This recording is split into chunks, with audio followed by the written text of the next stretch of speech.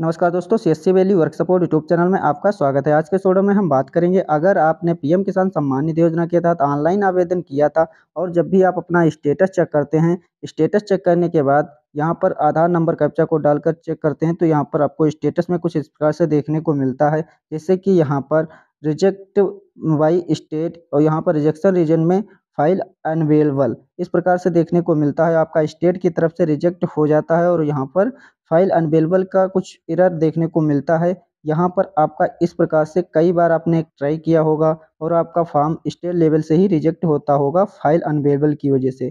File unavailable का मतलब यह है कि आपकी फाइल वहाँ पे शो नहीं होती है, इस वजह से आप यहाँ से अपलोड तो करते हैं लेकिन वहाँ पे शो नहीं होती है, इस वजह से आपका यहाँ पर फॉर्म रिजेक्ट कर दिया जाता है बार बार जब भी आप यहाँ पर ऑनलाइन करते हैं। तो आप कैसे ऑनलाइन करेंगे, कैसे आप खतौनी अपनी अपलोड करेंगे सही, जिससे आपका फॉर्म यहाँ पर बार बार रिजेक्ट ना हो और यहाँ पर आपका फॉर्म अप्रूव हो जाए। आपको हम सब कुछ बताएंगे, कैसे आपको साइज कितने साइज की खतौनी आपको अपलोड करनी है, जिससे आपका फॉर्म यहाँ पर रिजेक्ट नहीं किया जाएगा, अप्रूव्ड हो जाएगा।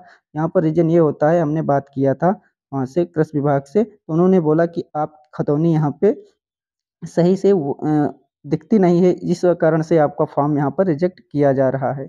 इस प्रकार यदि आपका आ रहा है, बार-बार रिजेक्ट किया जा रहा है, तो इसके लिए आपको कैसे करेक्शन करना है? इसके लिए आपको पीएम किसान पोर्टल पे आना रहेगा, जिसका लिंक वीडियो की डिस्क्रिप्शन में मिल जाएगा। यहाँ पर आने के बाद आपको फिर से यहाँ पर अपना फॉर्म एक बार फिर से अपडेट करना रहेगा। Updation of self registered farmer पे आप क्लिक करोगे, जिससे आप इस पे अपना फॉर्म करेक्शन करने के लिए कोई भी, यदि आपको खतौनी भी अपलोड करनी है या कोई और कारण से आपका फॉर्म रिजेक्ट हुआ है, तब भी आप यहाँ से फॉर्म करेक्शन कर सकते हैं। चाहे आप खतौनी के लिए हो या फाइन अवेलेबल के लिए हो, कोई भी रीज़न हो, आप यहाँ से फॉर्म, यदि आपका फॉर्म रिजेक्ट हुआ है तो करेक्शन कर सकते हो। इसके लिए यहाँ पर आपको आधार नंबर डालना रहेगा, फिर यहाँ पर जो कैप्चा कोड है, कैप्चा कोड इसमें फिलअप करना रहेगा, देन यहाँ पर उसको सर्च करना रहेगा। हम यहाँ पर आधार नंबर डाल लेते हैं, जो कैप्चा कोड बॉक्स में दिख रहा है, कैप्चा कोड हम सेम कैप्चा इसमें फिलअप कर लेते हैं। कैप्चा कोड फिलअप करने के बाद आपको सर्च पे क्लिक कर देना है। जैसे ही आप यहाँ पर सर्च वाले ऑप्शन पे क्लिक करोगे तो आपके सामने इस प्रकार से इंटरफेस आ जाएगा। यहाँ पर जब रजिस्ट्रेशन करते समय जो आपने नंबर डाला था, पड़ा था, वो यहाँ पर शो करेगा। यदि यह नंबर आपके पास अभी अवेलेबल है तो आप इसे पड़ा रहने देंगे। यदि ये मोबाइल आपके पास अभी नहीं है तो आप इसे चेंज कर लेंगे, क्योंकि इस पे ओटीपी भेजा जाएगा। आप एक बार कंफर्म कर लें कि ये नंबर सही है या गलत है। तो इसके बाद आपको यहाँ पर जो कैप्चा कोड दिखा रहा है, इस कैप्चा कोड को आपको सेम कैप्चा इस बॉक्स में फिलअप कर लेना है।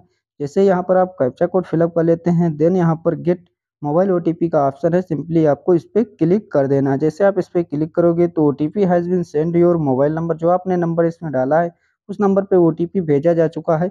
आप ओटीपी इस बॉक्स में फिलअप करोगे। इससे पहले आपको जो कैप्चा कोड दिख रहा है, इस पुराने कैप्चा को आपको रिमूव कर देना है, न्यू कैप्चा इसमें फिलअप कर लेना है। न्यू कैप्चा फिलअप करने के बाद और ओटीपी यहाँ पर फिलअप कर लेने के बाद आपको यहाँ पर गेट आधार ओटीपी का ऑप्शन है, सिंपली आपको गेट आधार ओटीपी वाले ऑप्शन पे क्लिक कर देना है।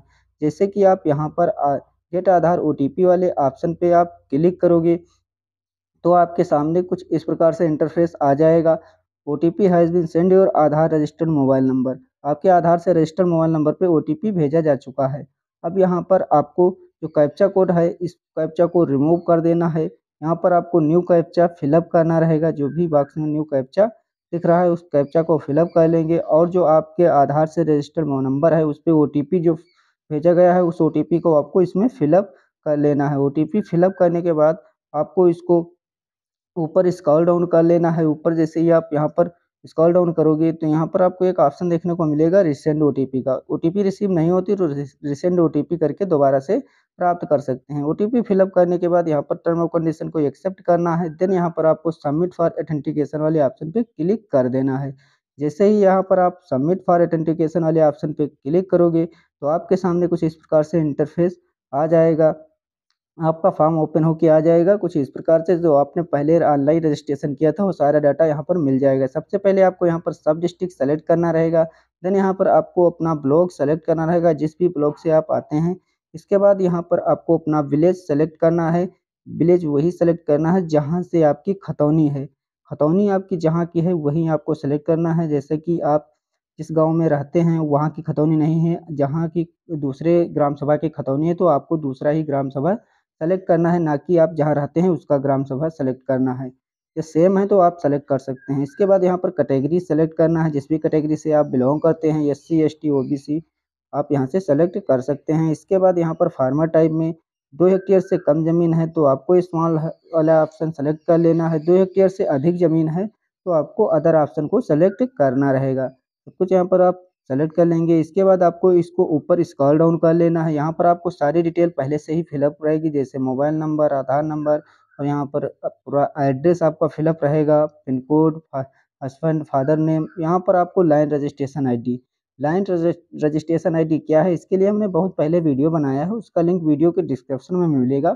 उसको देखकर आप लाइन रजिस्ट्रेशन आईडी क्या है, कहाँ से मिलेगी, सब कुछ हमने बाकायदा बताया है। उसे देखकर आप उससे रजिस्ट्रेशन आईडी निकाल कर इस बॉक्स में आपको फिलअप करना रहेगा। जैसे हम यहाँ पर लाइन रजिस्ट्रेशन आईडी को फिलअप कर लेना, हमारा पहले से हम फिलअप किए थे, जो हमारा रिजेक्ट हो गया उसमें पहले से फिलअप यहाँ पर दिख रहा है। हमने यहाँ पर जो अपडेट किया था, इससे पहले कई बार हम अपडेट कर चुके हैं, जो खतौनी की प्रॉब्लम है वही देखने को मिल रही थी फाइल अनअवेलेबल की। अब हम इसमें बताएंगे कैसे आपको करना है। इसके लिए हमारा सब कुछ फॉर्म पहले से फिलअप है। जैसे कि यहाँ पर आप पीएम मानधन योजना में रजिस्ट्रेशन करना चाहते हैं तो यस करेंगे, अन्यथा इसको नो करेंगे। इसके बाद यहाँ पर आपको ओनरशिप लैंड होल्डिंग, जैसे कि आपको यहाँ पर ओनरशिप लैंड होल्डिंग में यदि आपका खतौनी में सिंगल नाम है तो आपको सिंगल सेलेक्ट करना है। यदि जॉइंट में कई नाम हैं, 2, 3, 4, 5 जितने भी नाम हैं, आपको एक से अधिक है तो जॉइंट पे सेलेक्ट कर लेना है, खतौनी को अपने देख लेना है। इसके बाद यहाँ पर कुछ डिटेल आपकी पहले से फिलअप रहेंगी, जो अपडेट रहेंगी।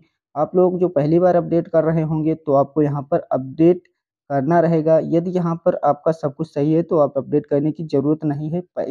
दूसरी बार यदि आप करेक्शन कर रहे हैं तो पहले से ही फिल रहेगा। और यहाँ पर आपका जो पहली बार अपडेट कर रहे हैं तो उसको आपको यहाँ पर एडिट करना रहेगा, उनका डाटा इस प्रकार से फिलअप नहीं होगा। यहाँ पर एडिट पे क्लिक करोगे तो यहाँ पर आपको कुछ डिटेल जैसे कि हैं खाता संख्या, खसरा नंबर, टोटल एरिया, सब कुछ यहाँ पर आपको अपडेट करना रहेगा। नीचे यहाँ पर आपको अपडेट का बटन है, अपडेट पे क्लिक करके आप इसे अपडेट कर लेना है। जैसे ही आप यहाँ पर अपडेट करोगे, सेम यहाँ पर दोनों खतौनी को अपडेट करना रहेगा।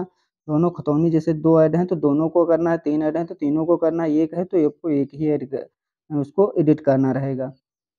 सब कुछ एडिट करने के बाद यहाँ पर आपको अपडेट कर देना है। अपडेट करने के बाद यहाँ पर आपको जैसे डिटेल सब कुछ जैसे आप अपडेट कर लेते हो, इसके बाद जब ऊपर स्क्रॉल डाउन करोगे तो यहाँ पर आपको खतौनी अपलोड करनी पड़ेगी। जैसे कि यहाँ पर आपको देखने को मिल जाएगा सब कुछ डाटा अपडेट करने के बाद, जब यहाँ पर खतौनी भी आपको अपलोड करनी है, ज़्यादा से ज़्यादा आप एक ही खतौनी यहाँ पर ऐड करिएगा। इसके बाद यहाँ पर जब खतौनी अपलोड करते हो, यहीं पे आपकी दिक्कत आती है, फाइल अनअवेलेबल देखने को मिलती है। तो यहाँ पर आपको खतौनी का जो साइज़ रहेगा वो 60 से 75 केबी के बीच में ही रखना है, तभी आपको वहाँ पर क्लियर देखने को मिलेगी। या फिर यदि अधिक कर देते हो तो सही से अपलोड नहीं होती है, कम कर देते हो तो सही से दिखती नहीं है, इस वजह से आपका फॉर्म रिजेक्ट कर दिया जाता है। खतौनी लगाने के बाद आपको यहाँ पर सेव पे क्लिक कर देना है, सेव का ऑप्शन है। जैसे आप सेव पे क्लिक करोगे तो record has been updated successfully और फार्मर आईडी, जैसे इस प्रकार से आप अपना रिजेक्ट फॉर्म दोबारा से सही कर सकते हो। इस बार आपका फॉर्म रिजेक्ट नहीं होगा और आपका फॉर्म अप्रूव कर दिया जाएगा, यदि आपने जो बताए हुए तरीके से ऑनलाइन किया है, उसी के हिसाब से आपने खतौनी ऐड किया हुआ है।